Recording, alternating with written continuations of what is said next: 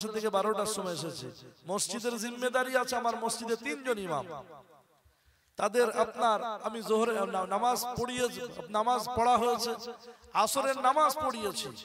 আসরের নামাজ পড়ানোর পরে আমার ব্যক্তিগত ইনস্টিটিউট আছে, সেখানে তাদেরকে সবকিছু বুঝিয়ে দিয়েছি। বুঝিয়ে দেওয়ার পরে আবার মক্তবেও পড়িয়েছি। মক্তবে আপনার পড়িয়ে মাগরিবের 20 মিনিট আগে 5টা 20-তে আমি ওখান থেকে গাড়ি ছেড়েছি। টালিগঞ্জে এসে মাগরিবের নামাজ পড়েছি। ওখান থেকে আপনার একটানা কনস্ট্যান্ট গাড়ি চলেছে, 100 গাড়ি চলেছে, 80-60 গাড়ি চলেছে। আমি 10টার আগে আমার টাইম দেখাচ্ছিল আপনার 10টা 8-এ পৌঁছাবো। ড্রাইভার ভাই বললেন হুজুর টেনে দেব, টেনেও দিয়েছে। বর্ধমান সিটিতে ঢুকেছি, তখন টাইম দেখাচ্ছে 10টা আপনার 9:55 পৌঁছাবো। কিন্তু ভাগ্যের পরিহাস বলতে পারেন, এখানে পৌঁছেছে এই সময়। কিন্তু তাই বলে কি এটা মজলিসের এই এমন আপনার অবস্থা হওয়া কি স্বাভাবিক? এজন্য অত্যন্ত নরমাল হয়ে বক্তব্য রাখছি। সচরাচর এভাবে আমার বক্তব্য হয় না প্রিয় ভাই। এটা তো আপনার ক্যাসেট নয় যে চালিয়ে দেওয়ার চলতে থাকবে।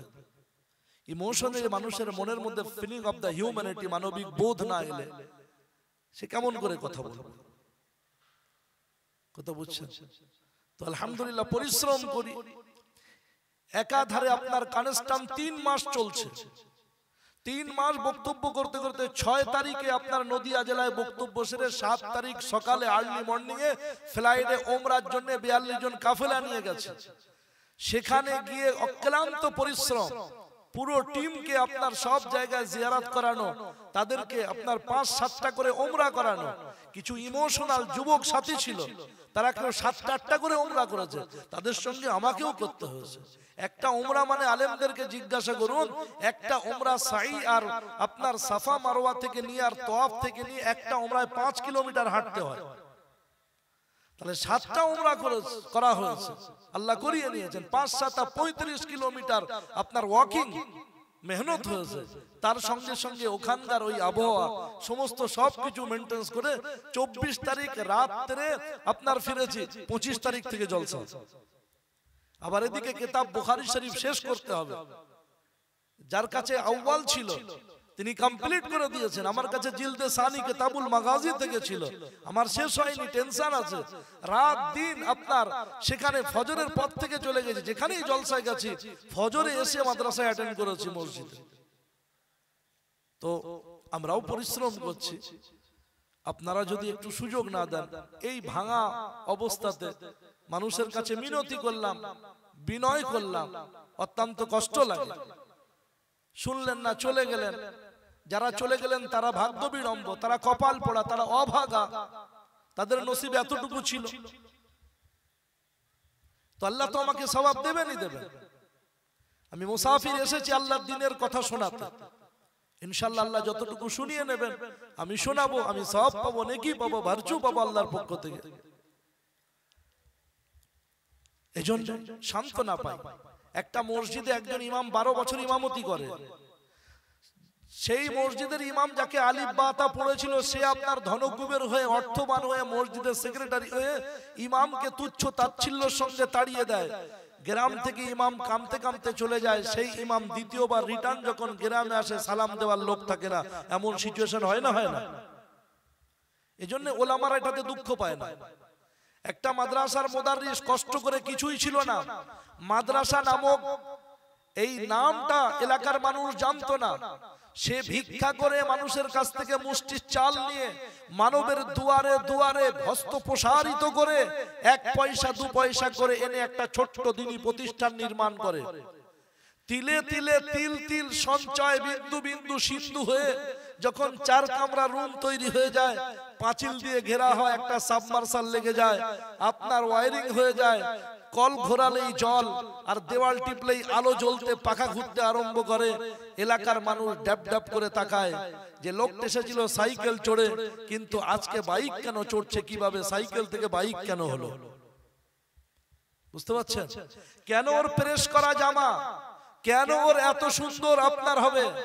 আপনার ছেলে মাস্টার হলে সে 2 তলা 3 তলা করলে, দোকানের পর দোকান কিনলে, তখন বলে ছেলেটা এস্টাবলিশ হয়েছে।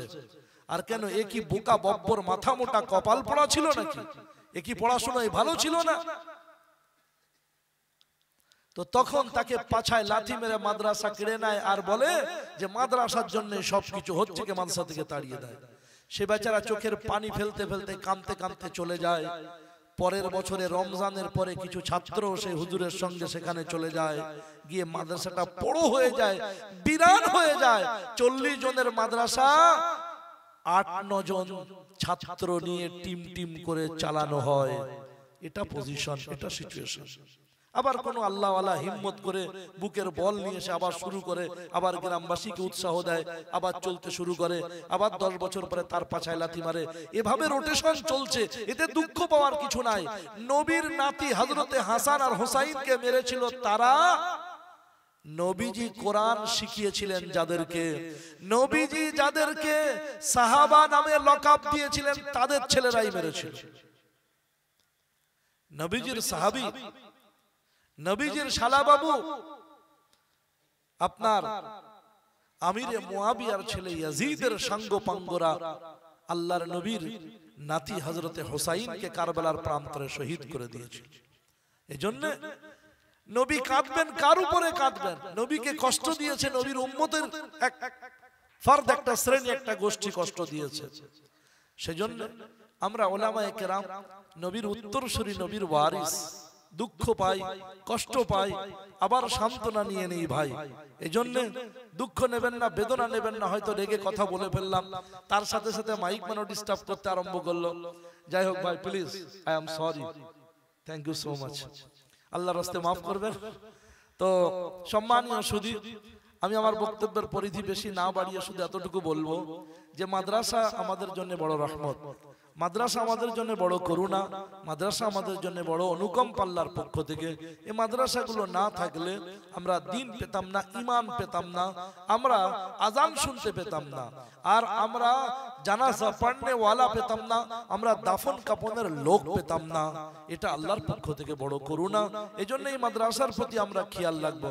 আলহামদুলিল্লাহ, বীরভূম জেলার মানুষ অত্যন্ত সেনসিটিভ, এরা খুব স্পর্শকাতর, অত্যন্ত নাজুক প্রকৃতির মানুষ।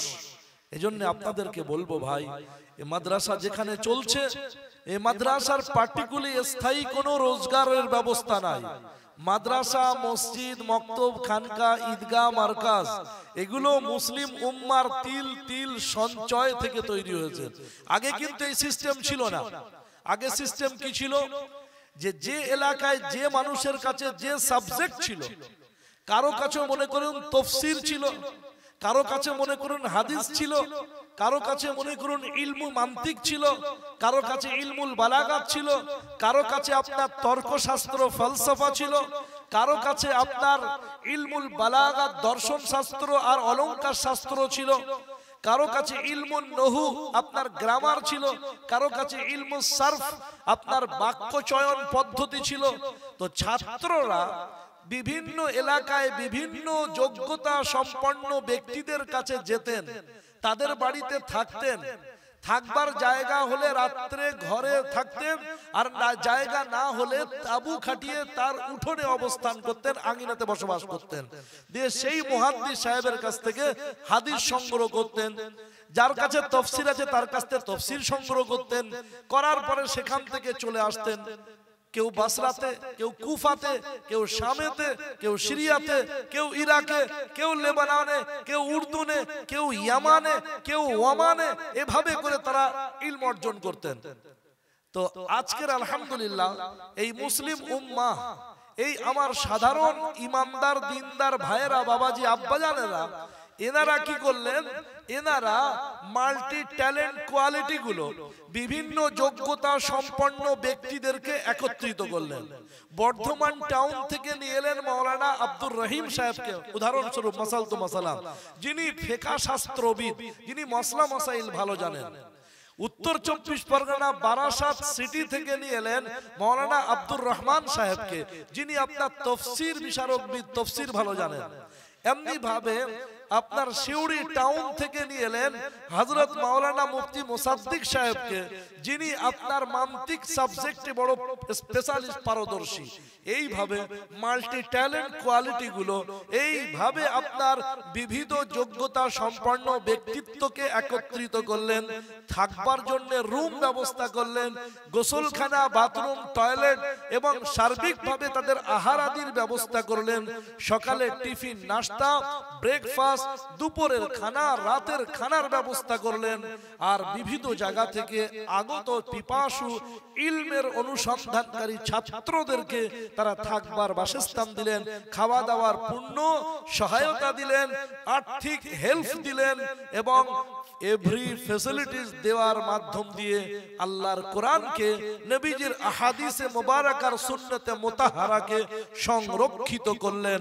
এই মাদ্রাসার বিল্ডিং, এই মাদ্রাসার পরিকাঠামো, এই মাদ্রাসার সিস্টেম, এটা মুসলিম উম্মার তিল তিল সঞ্চয়ের বিনিময়ে হয়েছে। এজন্য আপনাদেরকে স্যালুট জানাচ্ছি, আপনাদেরকে স্বাগত সম্ভাষণ জ্ঞাপন করছি, আপনাদেরকে থ্যাঙ্কস ওয়েলকাম করছি, আপনাদেরকে মোবারকবাদ জানাচ্ছি। আল্লাহ আপনাদের আমাদের সকলকে কবুল করুন বলি আল্লাহুম্মা আমিন। সম্মানীয় সুধী সুপ্রিয় উপস্থিতি আমার, আল্লাহ